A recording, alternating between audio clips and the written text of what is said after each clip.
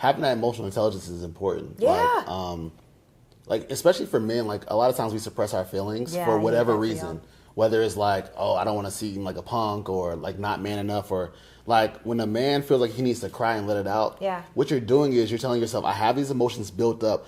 You need to release so you can move on and move forward. Somehow.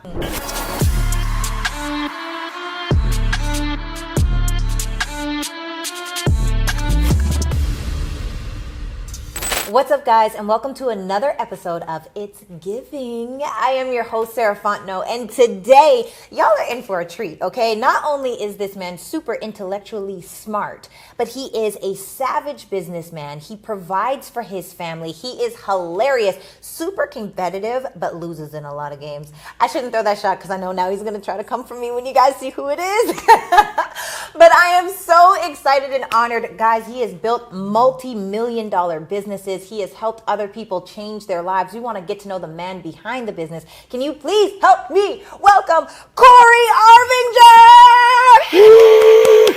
Oh my God, it's Corey! Wow, that was a really good intro. It was? That was good. You liked it? Can I just have you come around and just intro me? Yeah. Okay, cool. I need 6 figures. Let's start on an internship basis, and then we'll move forward. I'm past intern at this point. Oh, okay. Yeah, okay. you know. Well, it's a new role for you though. Oh. So like sometimes you just want to get the experience before, because you might need more money than 6 figures. Oh. So let me start you for free. Look at you. Work through, and then we work from there. So I might get to multiple 6 figures, is what you're saying. Maybe. If we put it in a contract. But and first, it's within a first, like the internship has to be successful. So. I see what he did there. That was good. You Businessman. get. I get why you where you at. You know, I get it.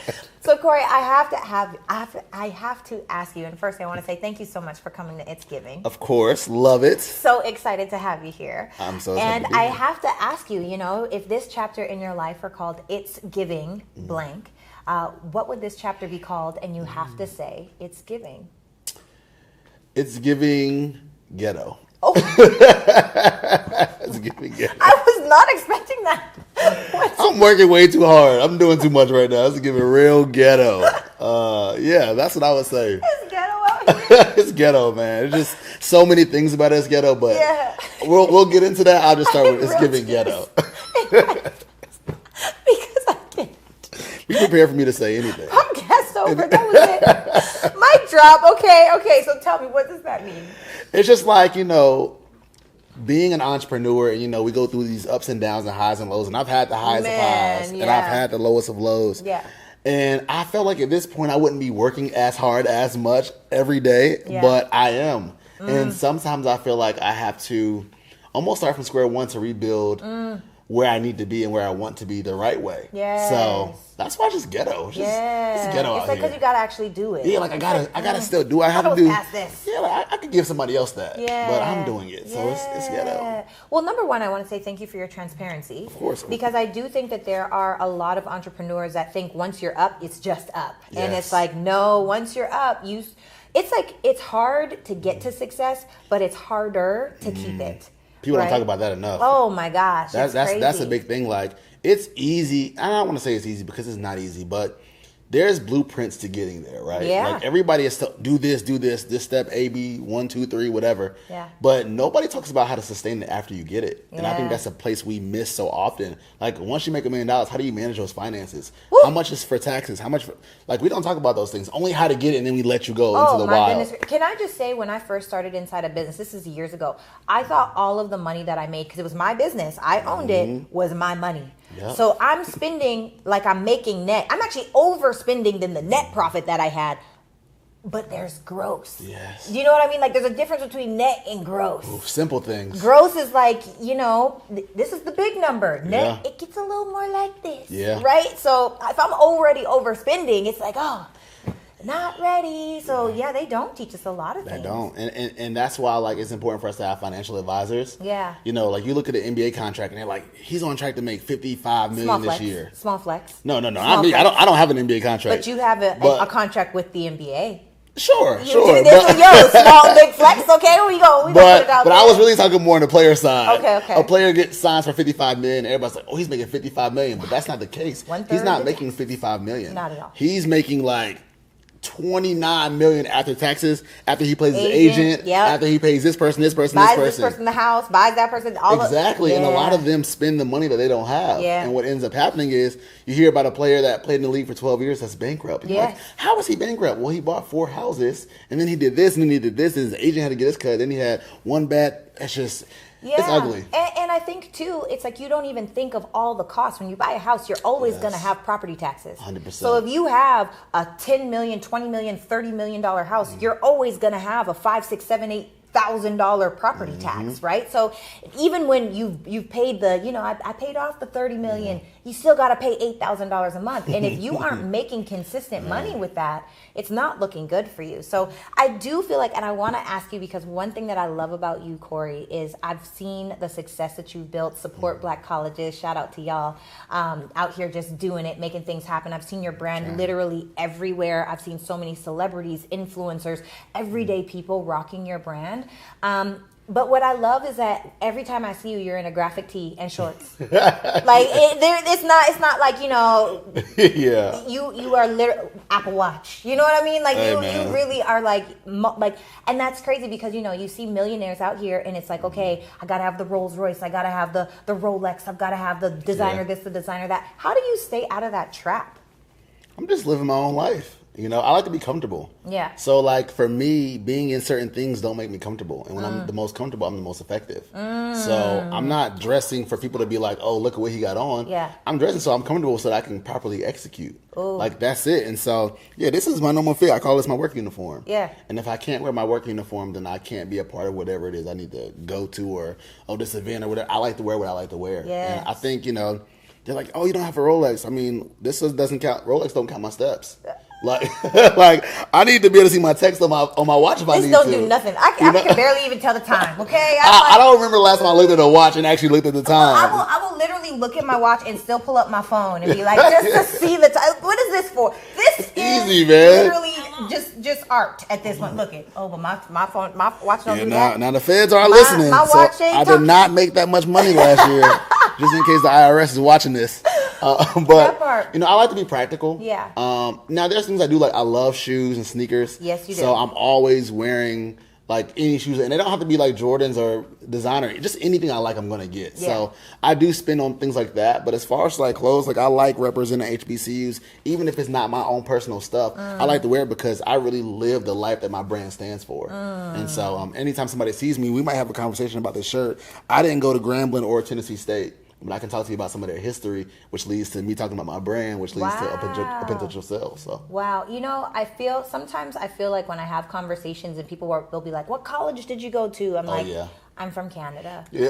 Okay. And when I moved to America, I pursued acting. So I was in a theater academy, like a conservatory, so I can't relate. And where I'm from, we don't have fraternities or sororities. Oh, wow. Really? Yeah. I totally would have been in a sorority. Oh, a nice Canadian sorority. Yeah, I totally would have. We don't have them back home. And start one. I mean, I'm not going back. I'm not going back. I'm not moving back home. I ain't going back there. But it's just something that we don't have prom. Wow. Yeah, we don't have prom. The cultural differences is so like you say some things and I'm like, what?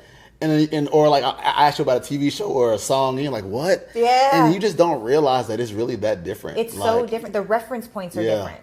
That's actually, okay, so I want to ask because one of the things that I do hear from people all the time is when we have conversations, they're like, you're so different. You're so different. The way that I speak is different, the way that whatever. And some people hate that, by the way. They'll be like, oh, you talk like Little Miss Polly Pocket. You talk like you're better than, okay, well, if that's how you feel, that's because you're low vibrational. I'm not trying to talk down to you. I'm talking to where I'm at. And if you think I'm up, that's a you thing, not a me thing. Hey. I'm just throwing that out there, right? So I will say that I have experienced a lot of people saying I'm different, but I don't have a reference point. But I feel like men, especially melanated men in America, are very different than back home because it almost feels like in America, understandably so, to be clear, there is a chip on the black man's shoulder. Oh, yeah, most definitely. What do you think about that? I think there's a chip on black men's shoulder. Why? Because we start off at a disadvantage from birth. Facts. I mean, there was just a story on the news about a 12-year-old who got like arrested taking out the trash. Yeah. Bro was taking out the trash. Yeah. Something he probably already didn't want to do. Yeah. You taking out the trash. You're like, man, my mama always making me take out the trash. You throw the trash in and the cops are right there. Yeah. It's like Trayvon Martin. He was walking with a hoodie and some Skittles and a sweet tea. Yeah. Like, yeah, we got a chip. Yeah. You know what I'm saying? And then we're expected to overperform and excel in the things that we do, even at a disadvantage. Yeah. So, you know, I'm not familiar with a lot of like guys from Canada besides Drake, obviously. And a few like Drake, random we NBA you. players.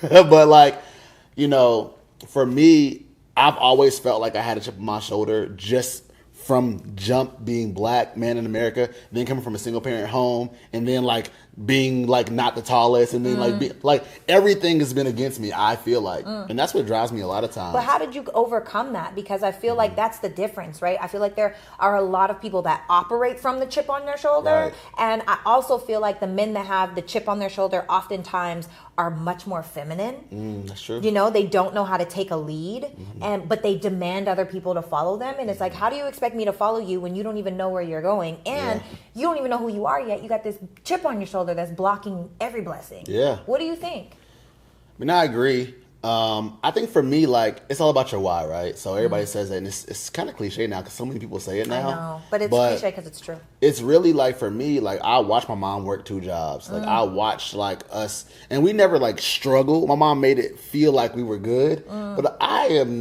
was a smart kid. Like, I could see things like, hey, you just worked as a teacher from this time to this time. You took a nap and then you went out to another job, which means we need more money. Right. And so as soon as I could, I was like, Mom, I'm going to get a job. So I'll pay the phone bill, the water bill, and the light bill. Wow. Right. Like, let me take a few things. When you did that? I worked my first job, I think my sophomore year in high school. So I worked at Abercrombie. That's grade 10, right? Yeah, 10. Oh, okay, yeah, 10. Yeah. So 9th, 10th. Okay. And I was working at Abercrombie. My sister worked there. I worked there. And then we got all our friends hired. But I realized that I could relieve some stress from my mom's plate. And I felt like that's my part, right? Outside of just doing the regular stuff that you're supposed to do, just like not getting in trouble, cleaning up the house when you can. And I think that a mix of her instilling some of these really good qualities in me while being community raised by a group of my friends' dads who were good, solid men who have been successful in their own right is how I was able to like utilize the chip to work forward, right? Like, I'm not using it as an excuse. I'm using it as a way to propel me forward. Yeah. It's not a burden. It's more like, now I know I got this. Let me see how I can get it off so that I can properly be the best person I can be. Yeah. And that's kind of how I like used it to like really get to where I am now, is just constantly expecting to be undervalued, expecting to be doubted, expected to be slept on, and then proving every single time that you cannot put me in the box. Like, period. I'm going to always overcome anything that you say that I cannot do. Yeah. And when I do, I'm going to do it with a smile on my face, and I'm going to invite you to the next thing so you can be a part of it early. Ooh. Before you get caught in the back end and you get taxed for it. Yes. So. I love that. And it's crazy because, like, you know, even though I grew up in Canada, I feel like, you know, and you kind of know a little bit of my story. Yeah. My dad ruptured a disc in his back when I was 10 years old. So we went from a 2-family income household to 1. And he obviously did his best, but he couldn't work. What, you know, be on disability. But my mom, most of the weight fell onto my mom at that time.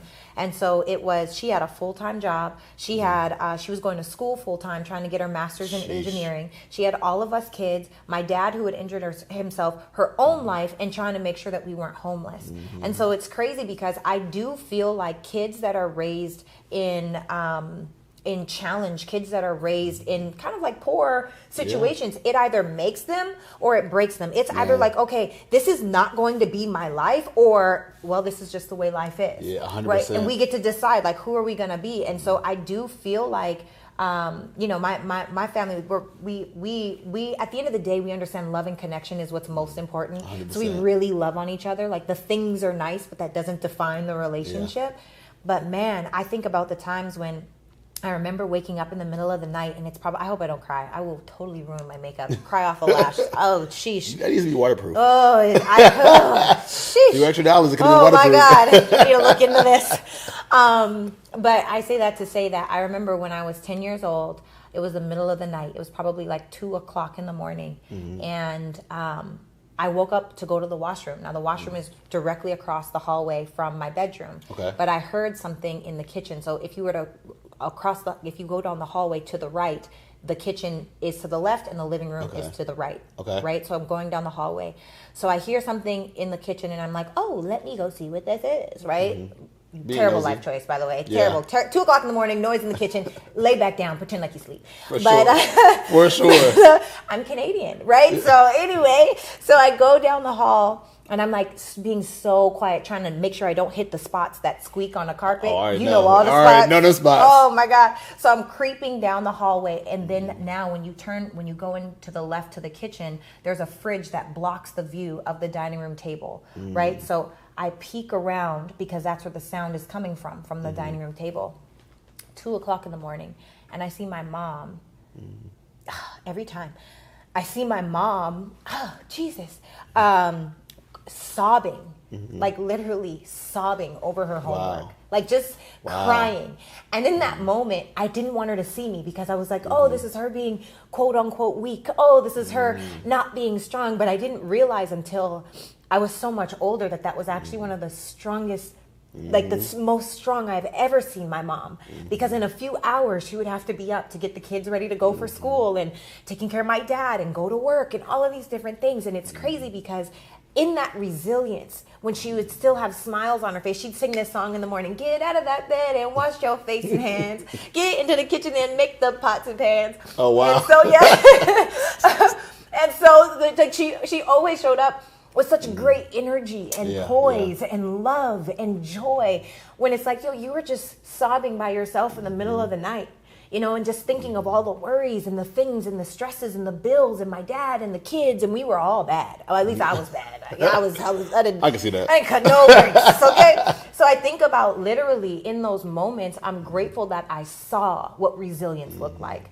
I saw who we have to be in the middle of adversity. You know, and it's crazy because you look at another person that might see the same thing, and then it's like, I'm a victim instead of a victor. And I just refuse. I refuse in anything that happens. What I get from that, what you're saying is, a lot of it is perspective, right? Because me and you could look at the same exact TV show and get two totally different things from it, but my perspective is coming from my experience. Yeah. And if you choose the perspective of negativity, then it'll reflect in your life, right? Period. But if you choose the perspective of positivity and motivation and fuel, then it'll reflect a certain way. Yes. And so with both of our stories, we saw something that was not the best, and we chose to make a decision to use that as fuel to fire us to where we are today, which is the It's Giving podcast. It's Giving.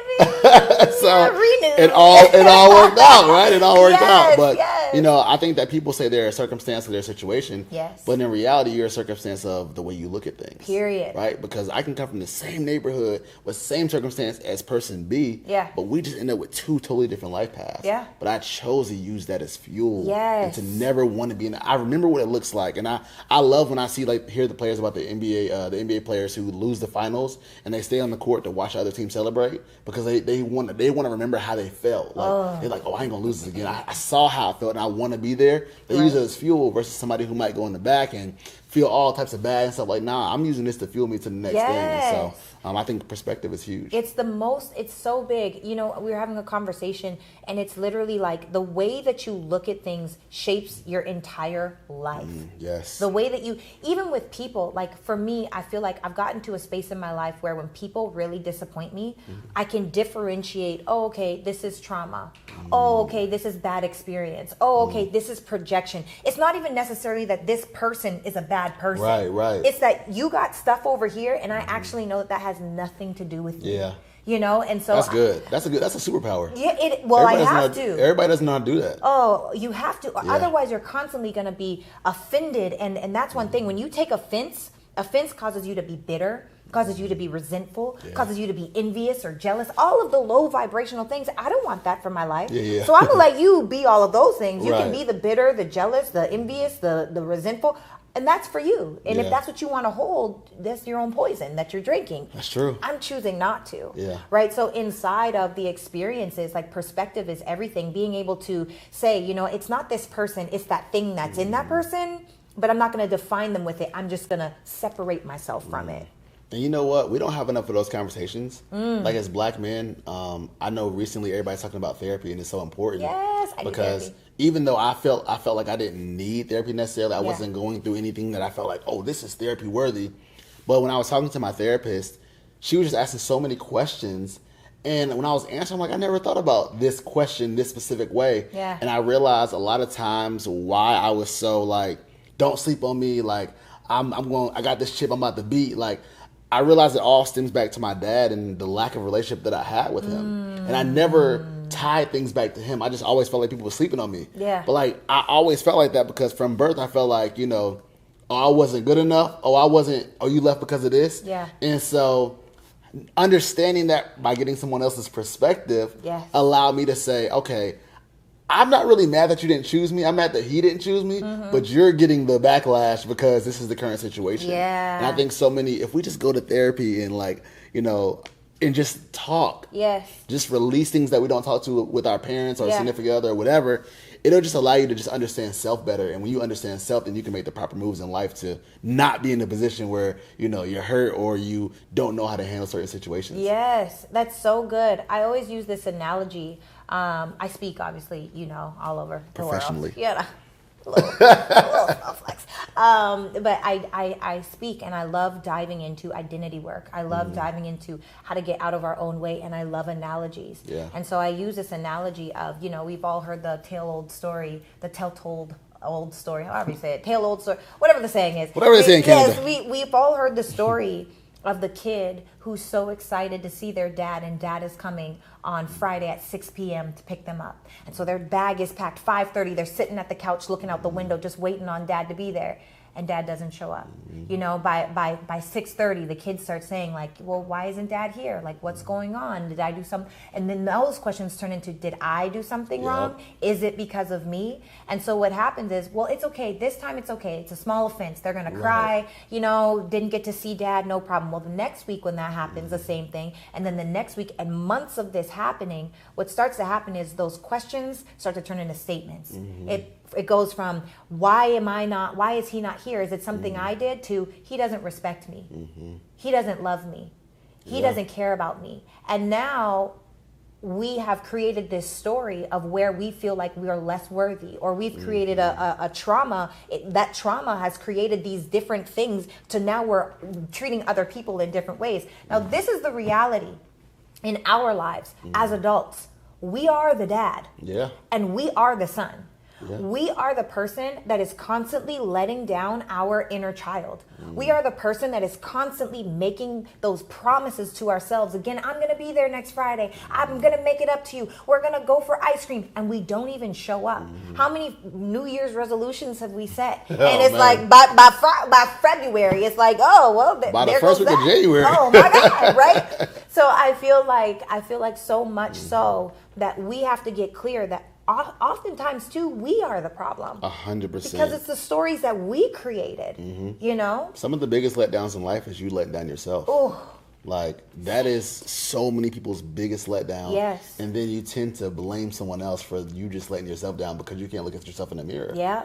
And a lot of times, like when I talk to some of my students and stuff, I'll give you the blueprint to do what you need to do. Yeah. And then I ask you, well, why didn't you do these 3 pieces of content this week? Yeah. And they're like, well, and they start making all these excuses. And I'm like, so 24 hours of the day, every single day, you didn't have a moment. Yeah. You didn't have a moment.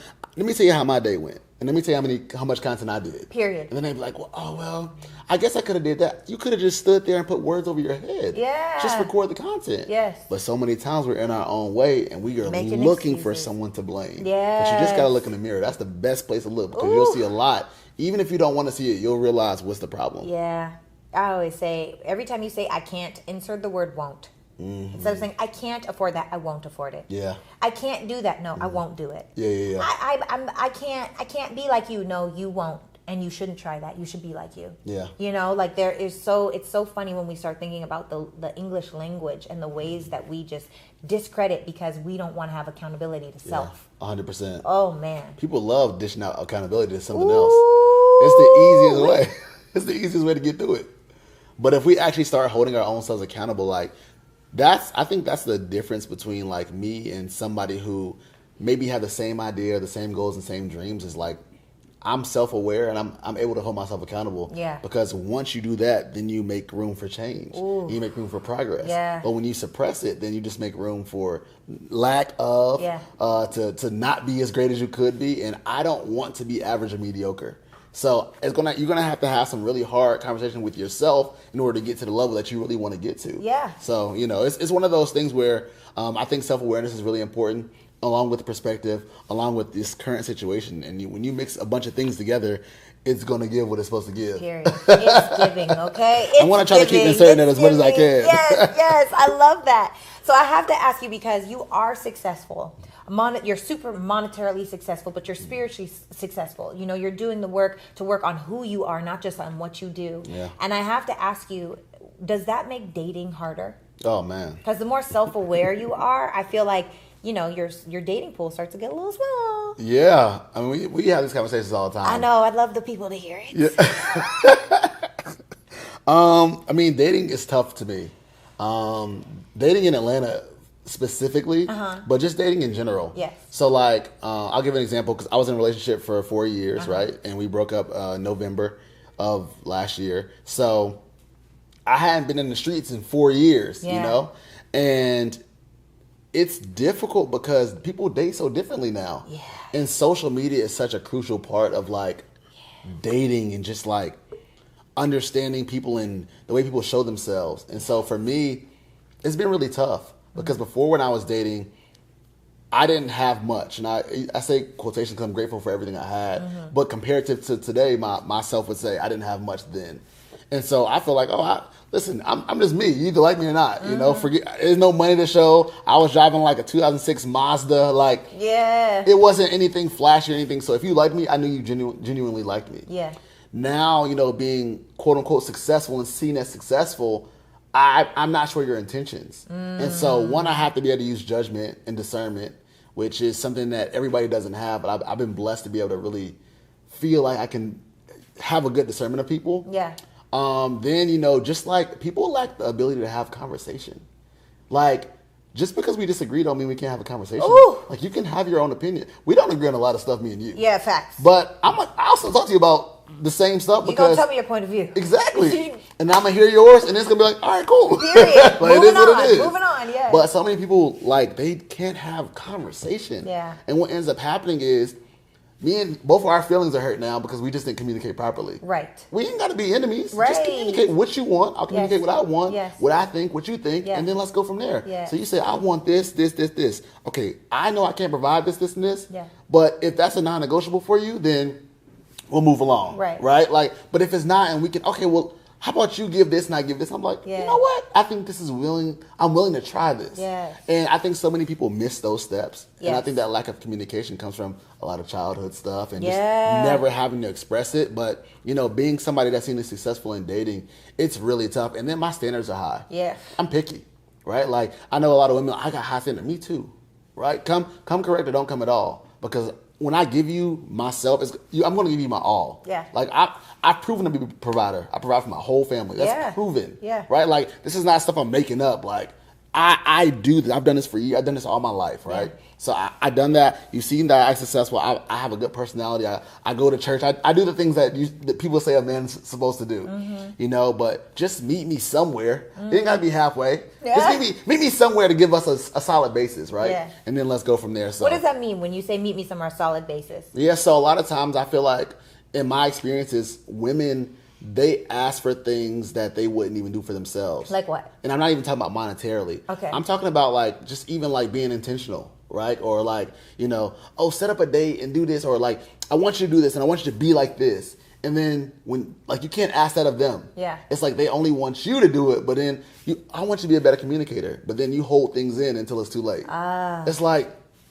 come on now, I am willing to do it, but this is a two-way street. Yes. And a lot of times what I find in relationships is people make it me versus you versus us as a team. Versus the problem. Look, we are on the same team. Home front. We are trying to beat the other team. Period. Which is life and everybody else. Right. But we're together. Right. So let's get on the united front versus, like, I'm not listening to what you say to hear every word to combat. Yeah. I'm listening to what you say to hear you so I can say, I get that. Let me see how I can make the situation better. Yes. And so I think in relationships and dating, I think that we are emotionally immature to a certain extent as people.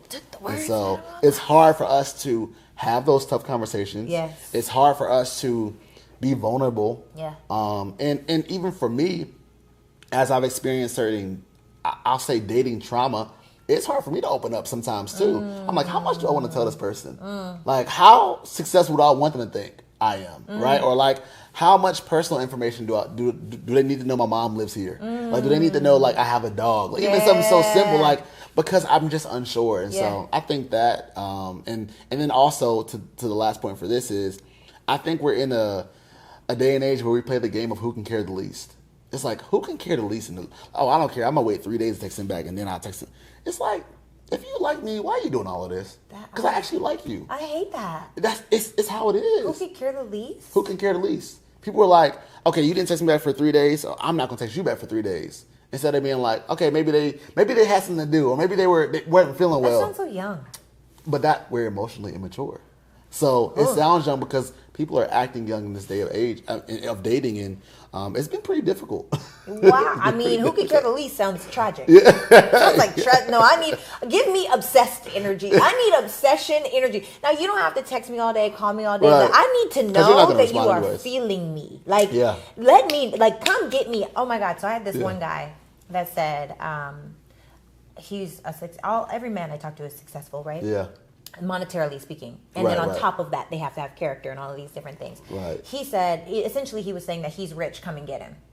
And I'm like, first of all, are you a trophy to be won? This sounds so feminine to me. What is this sassy, when did this happen? This soft sassiness? Am I supposed to come chase you? I'm traditional, okay? Yeah, right. I'm not chasing anything or anyone. And if you don't come after me with full court press energy of you are what I want and I'm coming to get you, my answer is no. Interesting. Oh, absolutely. You like the full court press? Full court. Hey, future husband. Full court press. So what happens when the wrong person full court press? It's a no. But how would they know that? Because they're full court pressing. They ain't trying to hear that you got offensive scheme trying to beat them. They like, nah, I'm getting past that. Nah, they won't. They'll get tired of trying. Some people don't. And some people make it through. That's true. Some folks do. I've been worn down before, too. I ain't even gonna lie. Some people make it, look. A water drop on a rock. How good is that press? Right, yeah. How good is that press? Because sometimes the press... It's happened to me. It has. I'm not gonna lie.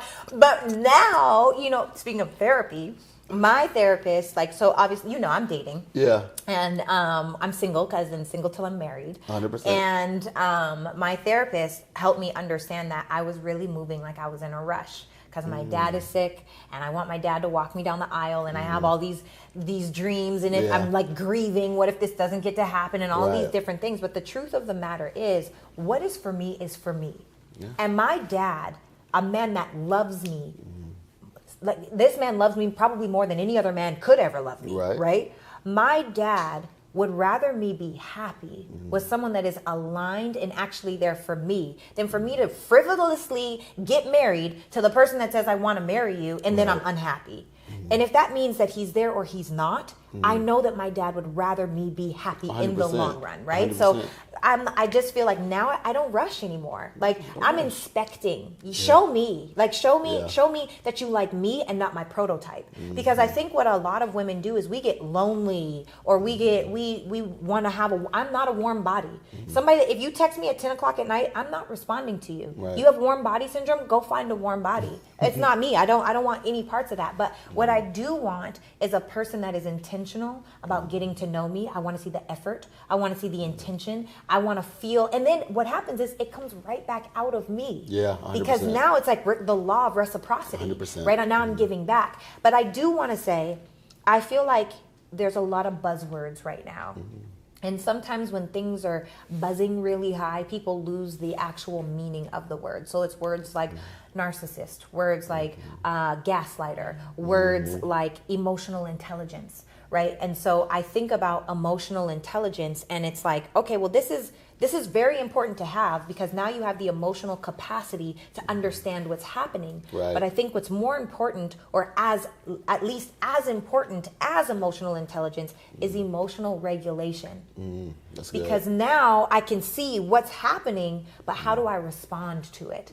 And that's where I think most people are going wrong because it's literally like, okay, I know what's happening, and you're choosing or allowing your emotions to take over completely and make the decision for how you're going to move and shake. And I just so much feel like that is the disaster inside of dating today. 100%. That's one of my top, I've moved that into the core values of what I need. Yeah. Man. So I think too, to what you're saying is having that emotional intelligence is important. Yeah.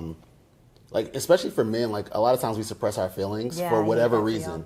Whether it's I don't want to seem like a punk or not man enough or when a man feels like he needs to cry and let it out. Yeah. What you're doing is you're telling yourself, I have these emotions built up.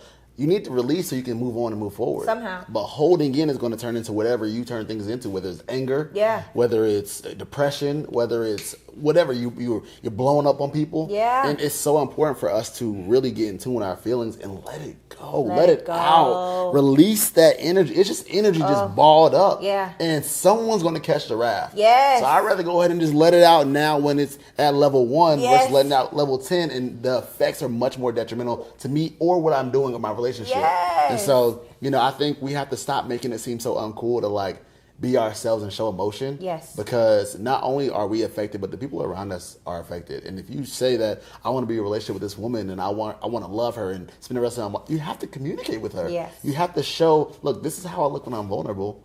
And let me see how you react. Yes. Because if you react the wrong way, I'm like, dang, maybe she's not the right one for me. Yeah. I cried and she called me a punk, but I'm crying for real reasons. Yeah. Like, this is stuff that, like, is really affecting me. And so I think when we see those things and are able to properly, like, release those things, I think that relationships will be a lot stronger because you can have those healthy conversations that are difficult but are much needed. And like, literally, you don't have a real relationship until you've had challenging conversations. Most definitely. Right? And I think that one thing for me that I think about when it comes to, even as far as men, because I really do feel like men are sassy these days. Men have gotten really, not for me, like I've had a great experience, but just like what I'm seeing, and like the people that will try me and then expect me to chase them, I'm like, yeah.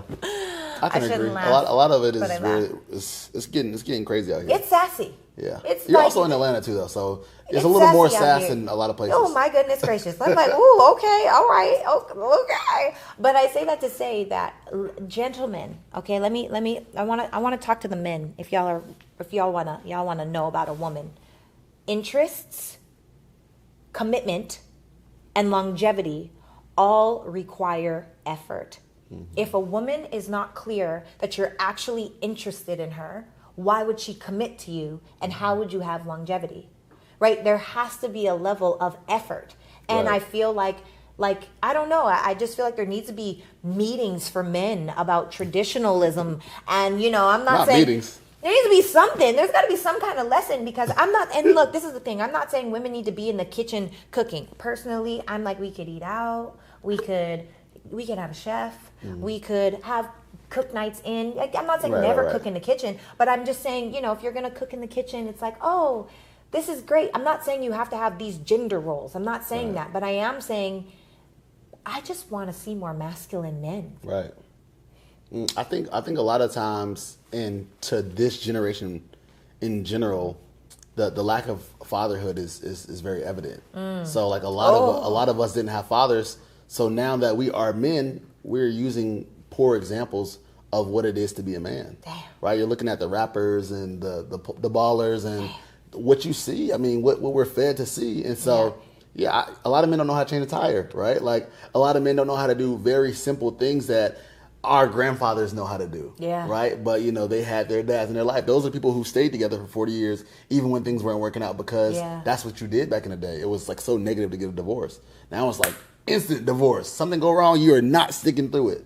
And so a lot of the men that I feel like we see now are ones that grew up without a father, or that father figure that would hold them accountable and that would teach them those things. Like, when I had to learn a bunch of stuff myself, I did. But I was also a very inquisitive kid. Yeah. So I didn't know how to change a tire, but let me just try it. Like, let me see what happens. And I figured out how to do it myself. Nobody taught me. I figured out how to do it myself. Was it YouTube? No, it was just me. Like, I understood that there was something in the glove compartment that was a key. So obviously you had to take it off. Then I'm like, it's not that hard. You have to lift the car up somehow. There's a key? Yeah. So you're... See, I don't... You don't need to know this. You don't need to know this.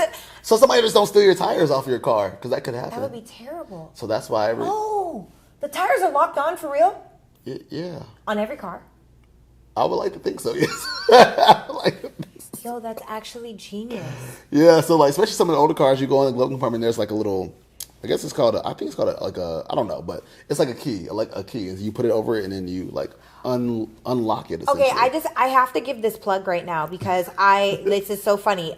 My tire was just low. Okay, I was out driving and all of a sudden my tire hit 11. Okay, I know that's low. I don't know a lot. I don't really speak car. Pretty low. But 11 means, chick, you about to be walking. Yeah. So I'm Googling I literally Googled Googled tire fix on my maps, fix. right? I don't know I didn't know where to go to, and some places won't take my car because I have an exotic car. Yeah. So I'm like Googling so I decided to go to one place, and there was this car that was speeding up to me, and I scratched the hell out of my rim trying to. Oh my gosh! So tragic. Not the point. Anyway, pulled up to this place. They're like, we have a 3-hour wait. I was like, 3 hours.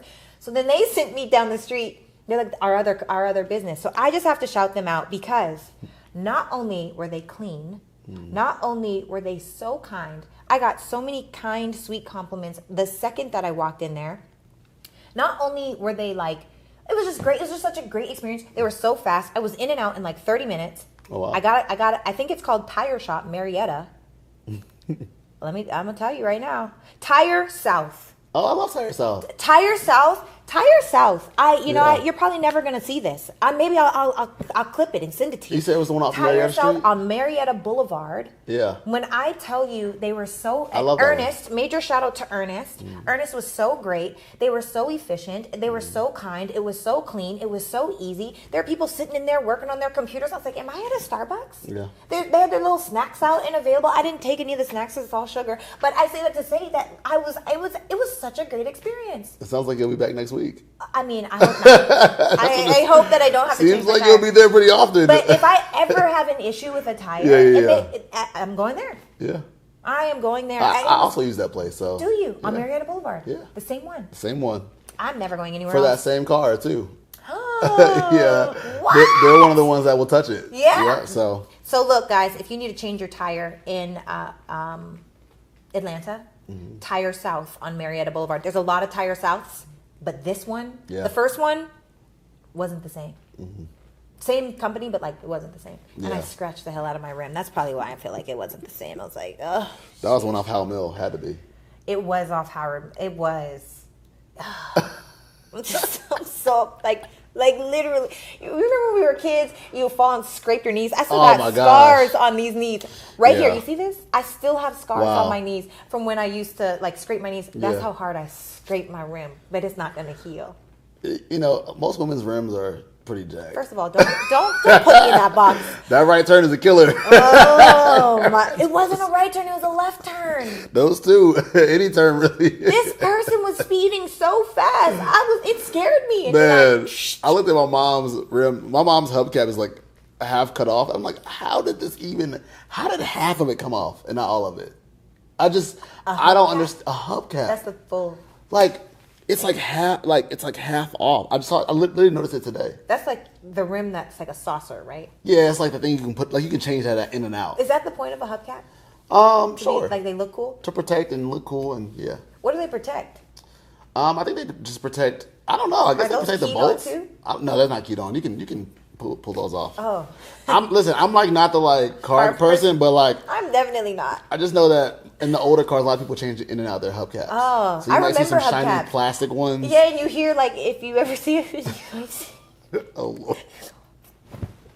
That might be an LA thing or a Toronto thing or I'm not from Toronto, Saskatchewan. Corey. Thank you. I was like, sheesh, are we friends for real or not? My God. Yeah, Saskatchewan. Sorry. Saskatchewan, yes. Regina.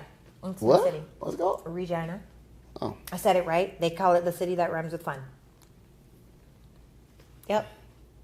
I hope that went over your head, but it's the truth. That's actually what I was thinking, I'm like, what does this actually mean? You're like, fun? Regina?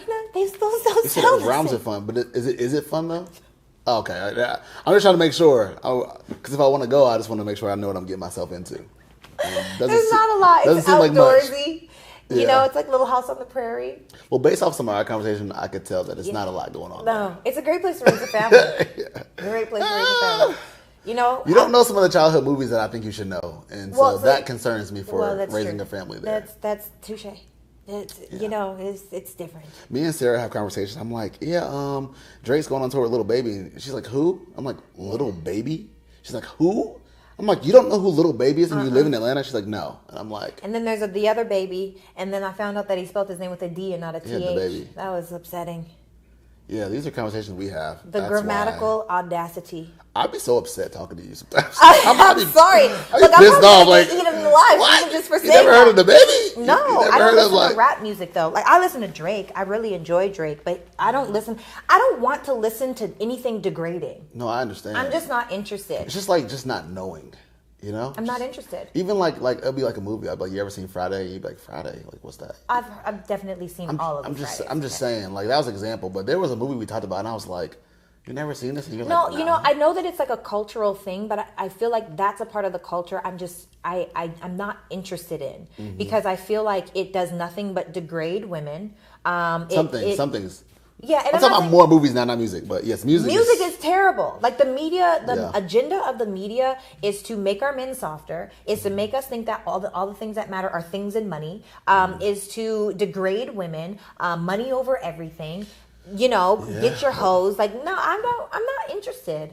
I be listening. You know me. I'm on some gospel, some smooth R&B. You know, I might not necessarily be listening to like old jazz and yes, I listen to movie score music. Uncle Elroy playing the banjo on the front porch. I feel attacked right now. I feel attacked.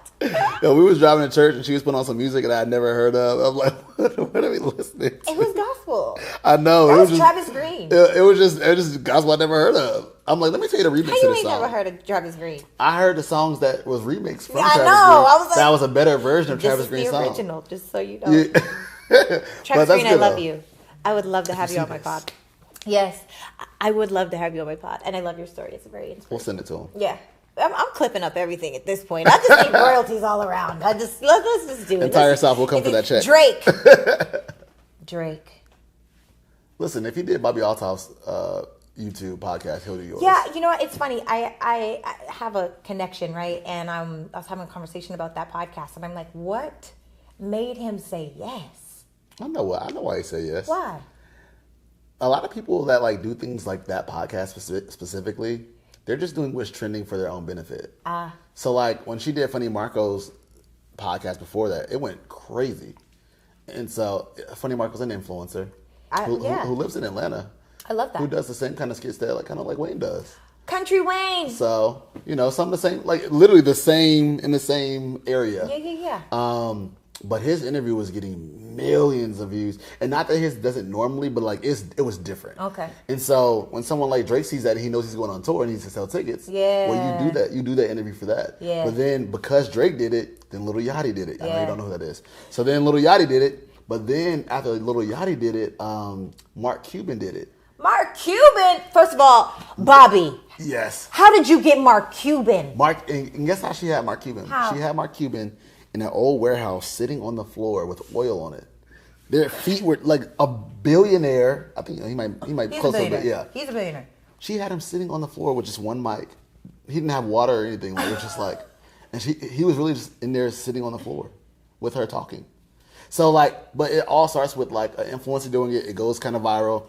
But people use it for their own advantages. Like we got to know Mark. I don't think I've ever listened to a Mark Cuban interview outside of like Shark Tank.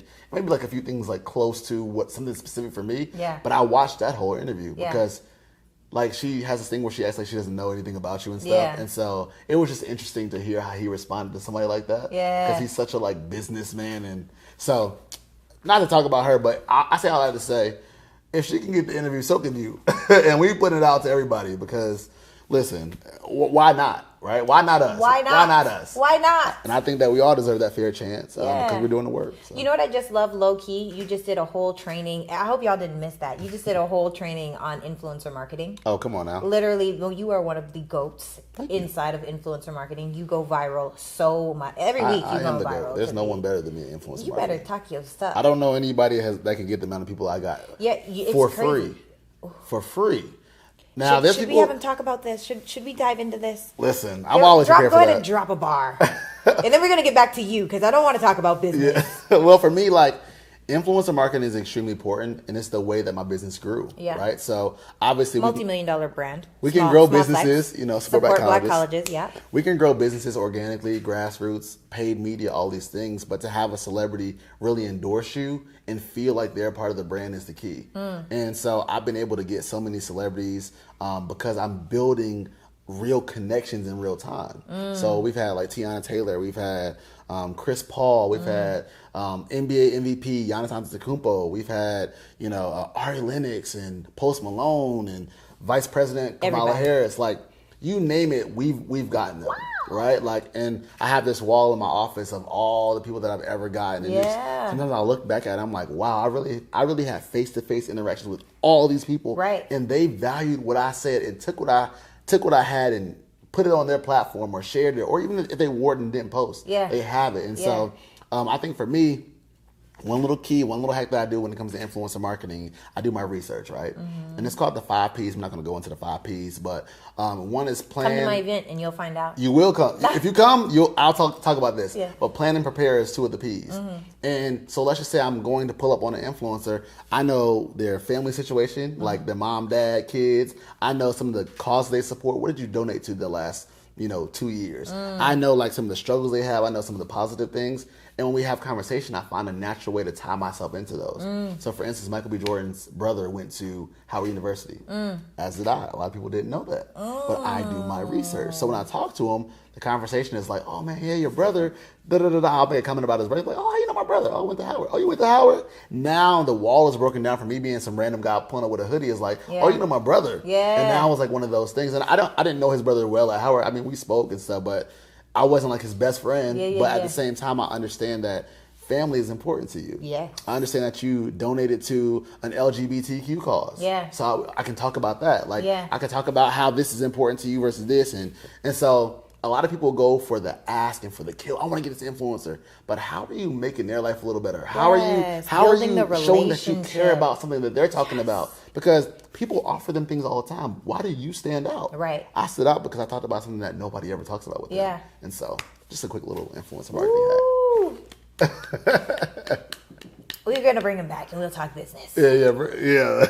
Okay, so we got to shift gears here, and we have a part of the show where we say it's giving something positive versus it's giving something negative based on a question that I asked you, okay? Ooh. Now, this is where I got to pull up my questions because pull them out. I got to look at them. These are really hard. Are they? Yeah. Okay. They're very difficult. You're in a relationship. You're 2 months into this relationship. Okay. And your girlfriend says, I need you to post me on your social media. It's giving, hold up, you're tripping, let me take my time. Or it's giving, okay, babe, I'll do that. It's giving, okay, babe, I'll do that. First of all, you're my girl. So if you're my girl, if you made it to that point, you were worthy to be on my page anyways. And 2, it's like, I just want to find out what's the reason behind it. What is it that, there's a reason she's asking. It's not because you necessarily want to be on it. It's something that maybe I'm not making you feel secure enough. Or maybe it's like you feel like something is missing or whatever. But if you were my girlfriend, you made it through a lot. I don't just have girlfriends. Like, so if you want to be on my page in 2 months, that's cool. I'm popping out like Issa Rae. I'm married. I'm married, y'all. This is my husband. Because you know what? I feel like social media destroys things. Only if you let it. Well, look, let me tell you. I feel like it's so easy to get in your head. I feel like it's so easy to be performative. I feel like it's so easy to get caught up in the perception. And now I also feel responsible to the people that follow me. Because whoever I choose, and I'm even thinking about like I hadn't posted, for the first time in 7 years when I was in a relationship, I posted a person on my social media. Right. I did not want to post this person on my social media, but he was always saying, you don't post me, you don't post me. Usually it's girls asking me to put them on my page, and now I feel like the girl because I'm asking you, and I don't want to put you on my page. Yeah. But then I did, and once I did, the floodgate was open. I was like, well, the damage is done. Might as well just keep going from here on out. It is what it is. Terrible. Yeah, I think so. Your answer comes from experience, right? Yeah, it does. And versus mine as well, except for like, so my ex never asked me to put her on my social. She actually has a private page and is very private. Yeah. And for me, as someone who on social media says that I'm very like open and honest and I'm just truly myself, this is a part of who I am. I feel like you'll know I'm in a relationship, but you will not know the face of my man. Until I'm either engaged or married. I think that's so interesting when girls do like, he's like hugging you so you just see the back of his head. Oh yeah, you gonna know. I'm so interesting. Up. I am taken. I'm anti that. I'm anti that. Yeah, I am. Man, see the arm. Show your man proudly. Show your man proudly. See his neck. You know, you might see the side of his face. People gonna do that research. They're gonna screenshot. They're gonna zoom in. He got a freckle on his left. Mind your business. That's what. Mind the business that pays you. How about that? That's what I gotta say. Look, as far as for me, people, I'm broke, I'm ugly, and I'm single. Okay, don't ask me no question. My answer is I'm broke, I'm ugly, and I'm single. I don't know nothing. Listen, I love that for you. Yeah, it doesn't. I feel like social media is destroying couples. I think that it's destroying relationships even before they make relationships. But the couples get destroyed because they're not strong enough, not because of social media. I also think that, okay, so while we're on this tip, social media etiquette. If you're in a relationship, oh man, do you go and like attractive women's posts? You know, the ones where they're from the back. I've had conversations about this in my previous relationships. Do you do it? I think it's situational.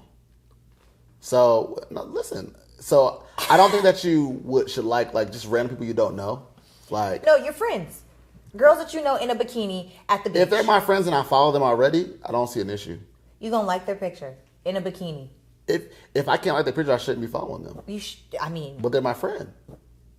I'm liking it along with everything else on my timeline. It's not like I'm like, let me go to this page and see what they got going on. I'm just, because I think sometimes there's a lot of, we give so much weight to a like, and it really doesn't mean much. I just feel like it's giving thirst. But you can't penalize me for what somebody else was trying to do. Like, I'm just going on my timeline. Yeah, no, I feel like for me, I don't even follow men that are half naked on the gram. Like, I don't want to see your body. And let's say that I do have friends that are in the fitness industry. Yeah. If I'm in a relationship and this man comes out like he's walking in the water, shirtless, beads of water coming down his chest, looking fine as all, I'm not liking your picture. I'm going to see it. I'm going to like it in my mind, and I'm going to keep it moving.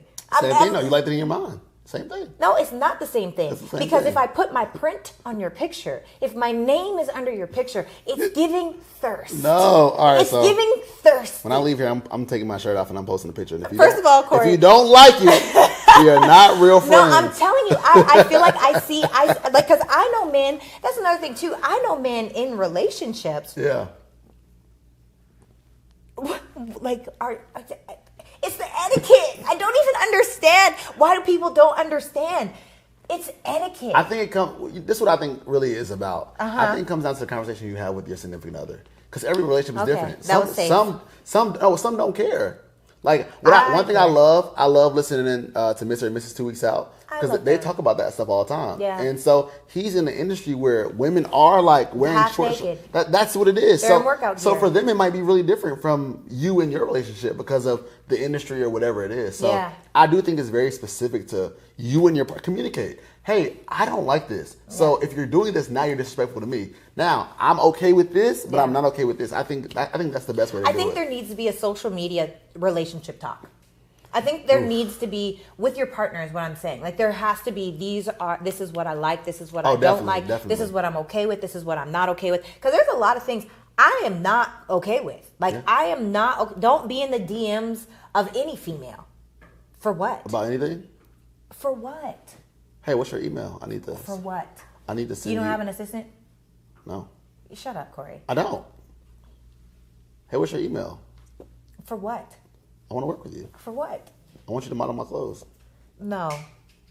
Why not? Is it going to be all men all the time? First of all, no. It's actually going to be women. But if you are, okay, let's say you're in a new relationship, right? Okay. You're in a brand new relationship. You don't already have the models that you would have modeled? It depends on the drops. Some drops call for a certain look. And if I don't have that person, then sometimes I want a big natural afro. I may not follow that person or have that relationship.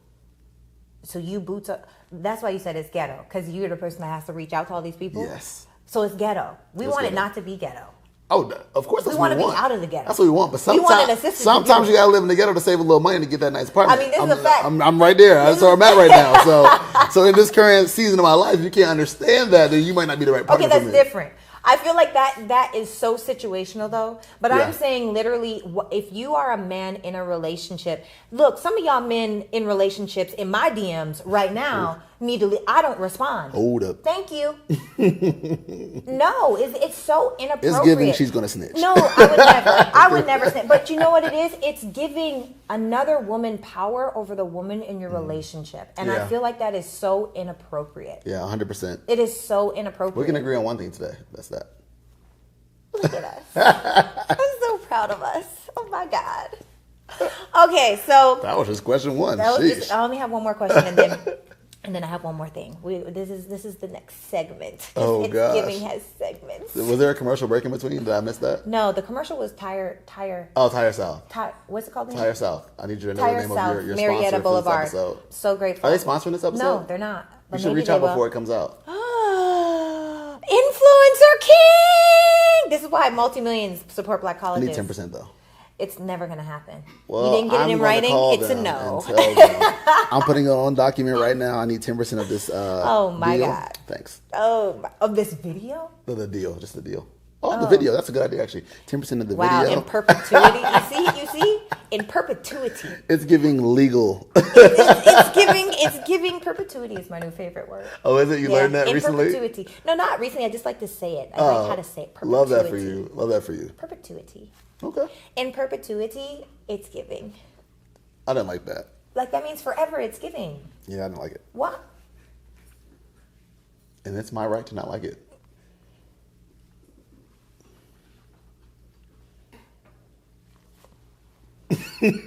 Question number 2. Here we go. Are you ready for this? I'm ready. Because that one was easy. You said these are hard. I know. I was just joking. They're not actually. Okay. I'm pro with this. So, your girlfriend, you have a girlfriend. She has a new personal trainer. Oh, gosh. And now she starts wearing makeup to the gym. Oh, man. It's giving. Homegirl, go wash your face. What is going on? Or it's giving, oh, look at my girl wanting to be all cute. Let's give him the first one. Go wash that face, girl, because you're doing a lot, and I'm about to roast your ass. Why you gonna roast her? First of all, you're doing a whole lot. You don't even wear makeup outside of the gym. Oh, yeah, it's so giving. You date natural girls, is what you're saying? Yeah, most of the time. Uh-huh. I don't date too much, anyways. But when I do, it's typically that. But it's like you're doing a whole lot. Uh-huh. Like if you want the trainer, just go ahead and be with him. Honestly. Oh, that's what it's giving. Be with the trainer. Yeah, be with the trainer. It's giving. I'm single. I'm not gonna do too much. Is that what you want? You wearing makeup? Because you don't wear makeup when we go out to eat. So you're wearing it to the gym. Okay, what if she does wear makeup when y'all go out? I mean, I know the difference between a light beat and a full face of waterproof makeup at the gym. What if she does a light beat? I mean, it depends. What are you doing after? Are you showering? Are you going to Playa Bowls to get something to eat? Probably smoothie. If you're gonna be out running errands, I get it. Okay. But if you're just going to the gym and going home and you put on makeup, that's wild. It's wild. I don't want to be a part of that. No parts. It's not gonna be no drama. It's the beginning of access. Yeah, why are you trying to look cute for this, man? Yeah. You know what I feel like? I so strongly feel like people, even for me, it's not that I'm not in every aspect, right? With food, with the gym, with business, with men, whatever. It's not that I'm super disciplined. It's that I don't put myself in a compromising position. Yeah. And that's why successful people are successful. It's not because they're so disciplined or so smart or so good or so we don't have fear. No, we limit the amount of temptation. 100%. So I feel like if you knew from the beginning that you was attracted to that man. Oh my God. And now that you're starting to get a little shape and he touching you to help you dip and do the squats. Go a little lower, get that. Yeah, I'll be right at every training session like, yep. Okay. And he's single too? Yeah, ooh, wait. What if he's married? That don't mean nothing either, but it's a little more hesitancy. It's a little more. There's a barrier in a fine line. Yeah, because also people know you're married, and so if they see you, But you just being single, I mean, you can do whatever. Can your girlfriend have male friends? Yeah, I'm not one of those people because I have a lot of female friends. You do have a lot of female friends. We're friends. Yeah. And so if I had a girl, I couldn't be your friend no more. You'd be like, damn, we're really just friends. Yeah, that's true. Can you be friends with a female that you've slept with? Yeah. Hey, y'all. How? What do you mean how? You crossed the line. We talked about this before. A lot of people put different values on what sex means to them too. Yes. And I think it's sex is high value to me. It's situational too. High value. Yeah, no. I need to straighten this elbow. Make this straight. It's high value. Look like a pretty good jump shot, actually. I told you I used to ball now. You see these long gazelle arms? That jump shot look decent. I'm telling you. I am telling you. But yeah, I mean, I think that this comes to maturity and communication as well. Really? I think communication is everything. I feel like men that I have been with in the past, who I've dated, right? Yeah. There's only one man that I wasn't in a relationship with. That was a mistake. but it's okay. But see, that's why your experience is the way No, it wasn't a bad experience. Great experience. No, not the actual action. I just learned this is not for you. me. Yeah. Like that whole hot girl summer thing. Like, oh, I could just have fun. It's not fun. It's not fun at all. You had a lukewarm summer. Yeah, no, I didn't even get the lukewarm. It was cold. It was a cold summer. The cold summer in Atlanta. My friend tried to tell me too. He was like, "You ain't built for it, Sarah." I was like, "No, I get." But then the person got weird and emotional and all the things. It was weird. And that's why I said lack of communication and maturity. It was very clear. Because I think that I'll ask. Yeah. If that person was maybe a little more mature and like the communication was proper, do you think that it would have been a slightly different experience? Because you said he got weird, and so imagine if he didn't get weird and like y'all just were able to have open communication and it wasn't a big thing. Like would that change your perspective on it? I don't know. You don't know. Okay. I don't know. It's fair. But I say that to say any man that I've been with in the past, when I'm in a relationship, they're almost like a walking corpse. Like you're alive. But you are also always been in relationships. I haven't. Yeah, I've always been in relationships. You're like sometimes. This is the longest I've been single. I'm as in single till I'm married because I'm dating. But like I say that to say that this is the longest I've been single in a long time. Because usually it's like I'm water on a rock. Yeah. The persistence wins. Well, I just feel like for me, I'm really good at not only building relationships but maintaining relationships. That's a superpower. And I don't think that intimacy always messes that up. I've even had people that I've talked to with intention to date that we're really good friends because it just didn't work out with that, but I still thought you were very valuable in my life.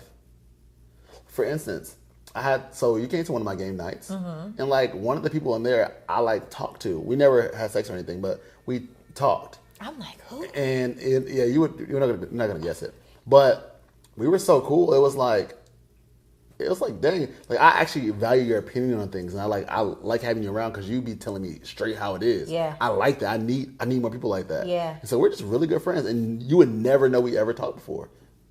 But if you didn't cross the line, I don't feel like that's the same. But even if we did, it'd be the same thing because I have those relationships too. I just only use that example because you were in the same room and didn't know. That's why I use that specific example. But we'll set it up one day. It'll be around. I'm like, yep, that girl. Yeah, that's the one. It happened. And just so you know, we have Vault Life, okay? So if you're like kiss and tell her no, we have a thing called Vault Life. Vault Life is where whatever goes in does not come out. We do not share secrets. That's what we call a friend DA. Yes. It's an NDA for friends. Oh, a friend DA. I like that. We just talk about what we talk about, but nobody else has to know. Nobody has to know. Yeah. So just so you know, he's not just out here talking all the business. Y'all don't know my business. Y'all think y'all don't know my business. Trust me. Yeah. I can't. think it's possible. I can't. I cannot. Not while I'm with my man. I can't. I won't. I won't. Yeah, I will not. Because I also feel like it's disrespectful to my man. I'll let my man know, hey, just so you know, that guy. Like, that happened. He'll know because he'll know my relationships. And I'm never going to have him in a position where he looks dumb out here because he doesn't know the people that I've like sat and chatted with. I feel like we had that, me and my ex had that conversation before. And that's kind of why I like never wanted her to come to Howard Homecoming because like I was in college. I'm just saying that it doesn't mean I was wilding, but I'm just saying like you just said homecoming. There are thousands of people at a homecoming. Yeah, but what I'm saying is never had a homecoming. You bring your partner who like has never seen the college version of you into a situation where there might be multiple people that you have been intimate with. There's thousands of, what are the numbers the math ain't mathing right now, Corey. You're talking to me, the most social person in the world. I know everybody. That means you were a hoe I go to campus. I do parties. You were a hoe in college? I didn't say that. And I would never say that on camera. I would never say that on camera. All I'm saying is the chances of somebody seeing me and I have a booth, I'm setting up clothes. People come to my booth to say what's up to me. Yeah. So the chances are more likely for me than maybe the average person. I know what I heard. I don't know what you thought you heard. Okay. So this is where I plead the fifth. Okay, this is the last part of It's Giving. We would like to know, I am an avid reader and I believe in evolution. I believe in healing. I actually feel like we've touched on a lot of really awesome topics today. And I want to know what book has changed your life and why. People always ask me this and I always say I don't read. Do you listen? Because I don't read. Do you listen Audible? Not really. I am more of learn by experience kind of person. Okay. And I'm also the learn. Book of life. Like I love podcasts and stuff. Like I'll watch podcasts and people talk about business. Yeah. But the first answer that came to my mind was the Bible. Yeah. But that's just that's an answer you say when you don't really have a book. So I'm not. Oh my God. But what I will say is, I will say that I love listening. So I follow like 6 to 8 people on TikTok that are marketers, and so they talk about like certain campaigns and why did Red Bull become this multi-million-dollar company? I learn so much from those, and I take notes and I like apply it to my businesses. I love one. my favorite one. Oh, I don't know the guy's name, so I'm kind of upset. But it's this Indian guy. I was watching the video on the way here actually that he was talking about. He was talking about the branding and the marketing behind the company Yeti. And Yeti, they make like the coolers and like the drinks. I don't know what they're called. Little like they stay cold for a long time. And Yeti went into a marketing field where it was a bunch of people doing it, but they just made theirs different, right? They knew it was expensive, and they knew that it was going to be a certain. But he just talked about their marketing prowess, and I love the way he just breaks those things down, and how he talks about the company Liquid Death. Have you ever heard of Liquid Death? No. I think we it's talked about this one time. It's a water, but it looks like an energy drink. Yeah. And so he said when you look at the water aisle, it's all clear and it looks the same, but Liquid Death looks different. They do better sales? It's hard to put them versus like Pepsi, like the Pepsi and Coke products. Yeah. Because those are giants. Yeah. But if you compare them to the other brands, they're killing it. They're killing it. I've seen the can and I was like, ugh, this is dark. But like think about maybe some of the same brands that came out around the same time. You probably don't even know their names or like never like you couldn't point them out. But them is so specific. So I love watching things like that because it gets my brain going and it's always ever updating. Okay. Like books obviously like some of them they're timeless, they last forever. But the way social media and like marketing works, those things are like real time, and I love listening to those kind of people. I love that. I absolutely love that. Okay, all right, okay. Not a big reader. I kind of got ADD when it comes to that kind of stuff. That's okay. I'll be reading a page and I'll read it like 7 times and like I still don't like. I just. You know what book changed my life? What book? And I feel like this is the book I give to every entrepreneur when they're first starting inside of their business or when they're first starting their personal development journey. The 4 Agreements by Don Miguel Ruiz. And the 4 Agreements is be impeccable with your word. Always do your best. Don't make assumptions and don't take anything personal.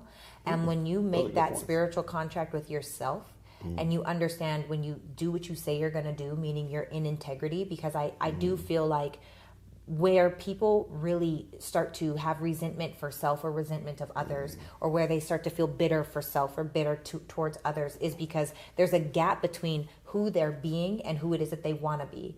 And the difference between the two is integrity, right? Are you being integrous with yourself? And so when you do what you say you're going to do, no matter what, you either do it from your chest or it's an accident. One thing for me, you know about me, I've said what I said. I might not have said it in the best way, but I said what I said. And I say what I mean and I mean what I say. Now, if I said it from my chest, I don't feel bad because I said it from my chest. And if it was an accident, I don't feel bad because I didn't know any better. But because I'm in integrity with self, there's never a moment of, well, damn, maybe I should have, I could have. No, I say what I mean and I mean what I say. Always do your best. When you go to sleep at the end of the day on empty, it's like, oh, I'm feeling good. I'm feeling great. Let's go, right?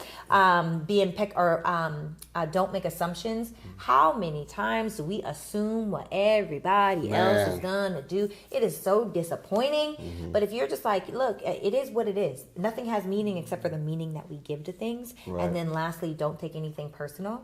And a lot of people do that, and that's actually a trauma response when you personalize everything. Like, well, this person said this, and okay, well, that's the meaning you're giving it. Maybe it doesn't actually mean that. Or this experience happened, but maybe it has nothing to do with that. So I absolutely love that book. It's a really quick read. It's really quick listen. If you listen to it, 60 pages? No.